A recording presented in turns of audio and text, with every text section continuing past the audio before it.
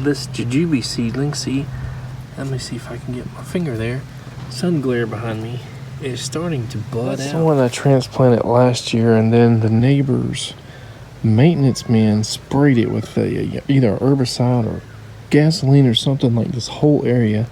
Yeah, it looks like it's weeds, but this is our dewberry patch here. Had jujube there. We planted one of our zucchini squash, whatever, hybrids there. It killed, everything we planted there, including a sumac. But that is coming back. However, they're probably going to keep practicing this whatever of wiping out all of the weeds on their fence line and 2 to 3 foot into ours. So I don't know long term how that's going to be. There are starting to be more and more ripe dewberries all over the place, and we still have not tried or not attempted to bag any up and freeze them. Kind of bad on our end for not doing so. Purple sweet potato that we purchased from a grocery store a few months back and decided to pot it up, and this is not a Japanese one or Korean or any of those types. I guess it's a North American one. They were like half rotted, not very good. They tasted good, but they had a weird texture. So I said, well, can I make some sort of use for them? They were like $2 a pound or $2.50 a pound. And I guess at least one of them is starting to make slips. This will be interesting. I've had bad luck with sweet potatoes, like getting them fully mature and harvesting them.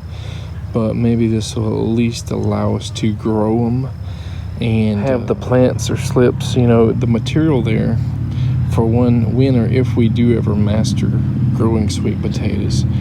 This will, just adds a little bit of diversity to our sweet potato population. Here are our first black magic roses. They're a very tight rose. They're not opening up all the way like some of the other ones. Of course, this one's really like 4 or 5 days old or more. That is a very pretty rose. It just doesn't have any smell to it. Squash, zucchini, whatever, pumpkin that we are trying to root in, bottom watering it for a long term to. It looks like it's got some life in it now. It looks better than it did a day or two ago. Take a look at American Persimmon number 2. It's actually got the leaves coming out. This is probably going to be mostly a talking video. When we started the raised wood chip alternative beds, it seemed like this is how you do it.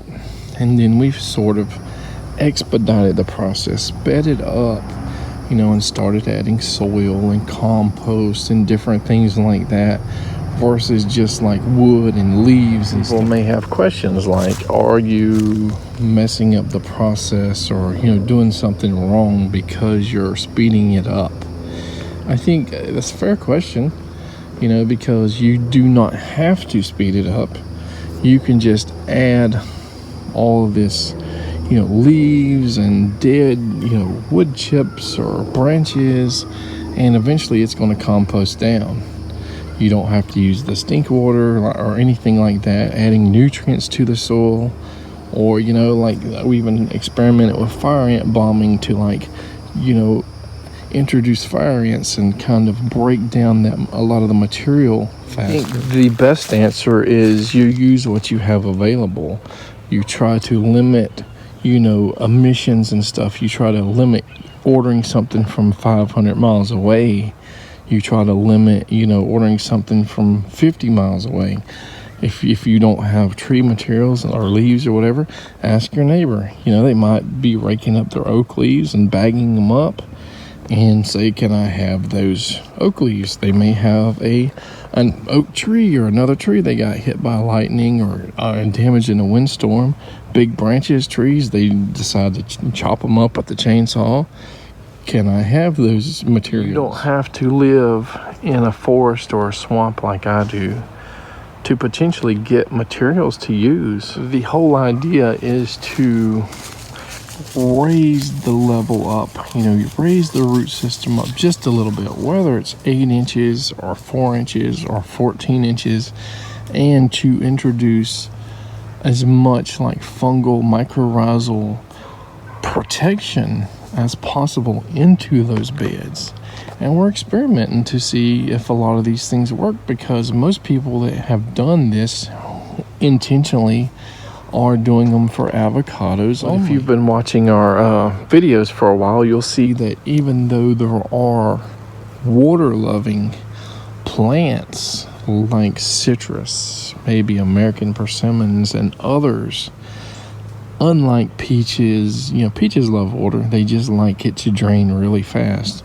Unlike avocados, which get that root rot really easily, that sometimes it's root density and all kinds of stuff kind of competing for the weeds, kind of competing to get the root systems down and out. So building a raised bed and using it, within 6 months or a year or whatever, hopefully you have enough loose soil that's not as dense, not as densely populated with, tree growth and weeds. You give that plant a good start. And even mayhaws, which are water-loving plants that grow on like creek sides and stuff a lot, we have put them in wet areas and various areas, and several of them did not make it, including, our wettest area, which, and there's shade and sun and everything in maybe 100-foot section back there. So, eventually they either succumb to, those problems, or they may take a really long time, like our second biggest mayhaw back there, before they start growing and get a good size on them. They have not bloomed yet back there, but they should be old enough to bloom.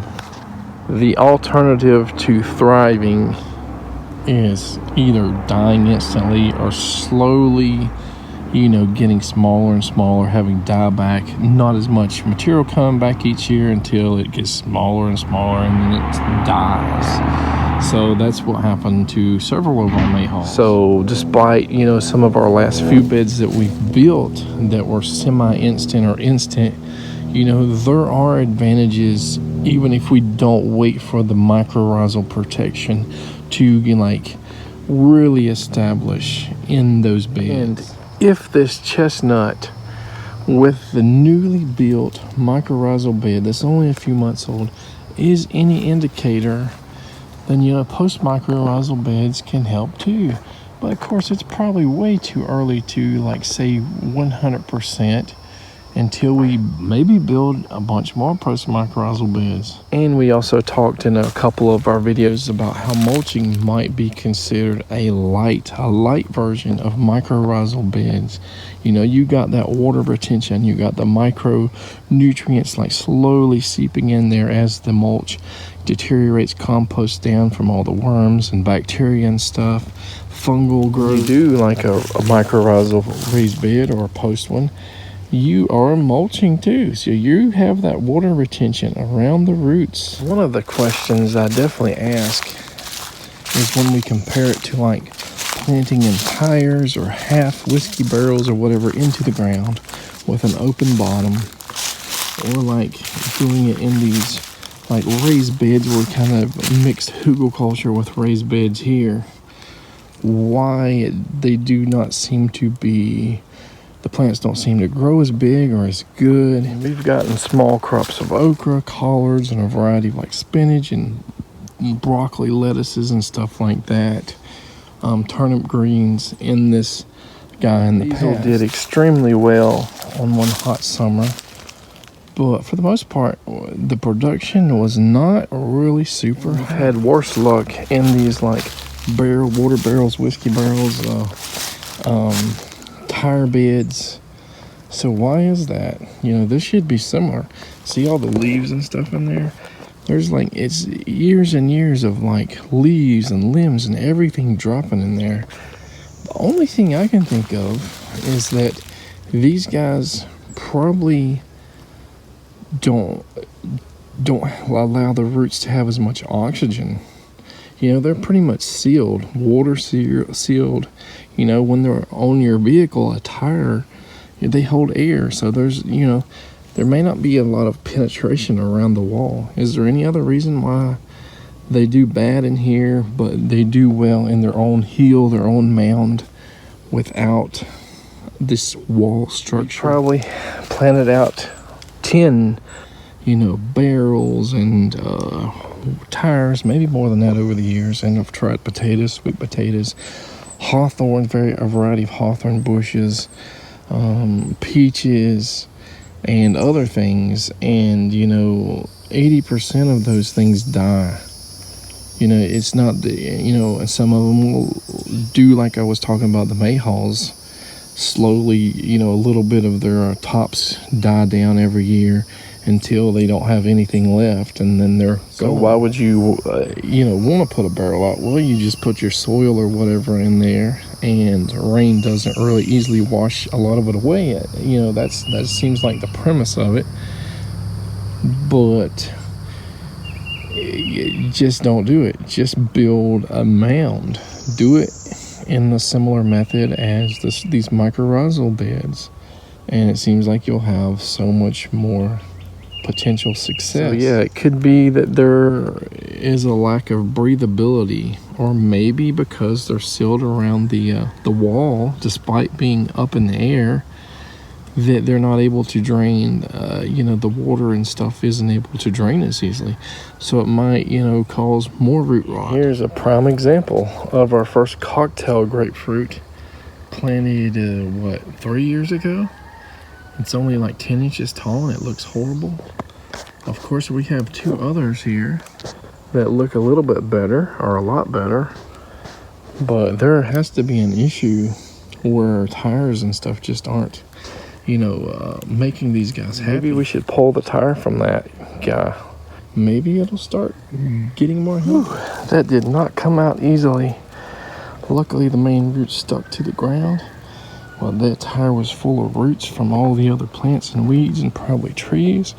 It was like pulling a hard piece of rubber out. Whew. And now I guess we're going to have to sometime soon just start kind of post-mycorrhizal buildup, because a lot of that dirt is still dense with roots and stuff. So we need to add some new material here. Well, that was totally unplanned. Anyway, I think we're going to do what I'm calling a monkey wrench bed. This is the 3rd video where I mentioned throwing a monkey wrench at you guys. But I think maybe that bed all the way in the lowest part of our area can be another monkey wrench. Woo! And we are still considering doing the mystery bed as well, the one that we've been sort of talking about. That leaves us with a couple avocado trees. That leaves us with possibly that chestnut. That leaves us with a pear tree. And what else? Only a few minor plants. But check out these nice dewberries. Anyway, it's kind of sucky that, when you're doing these raised bed experiments, that you really need to do many of them, and you need a long time to experiment to see what, the results are.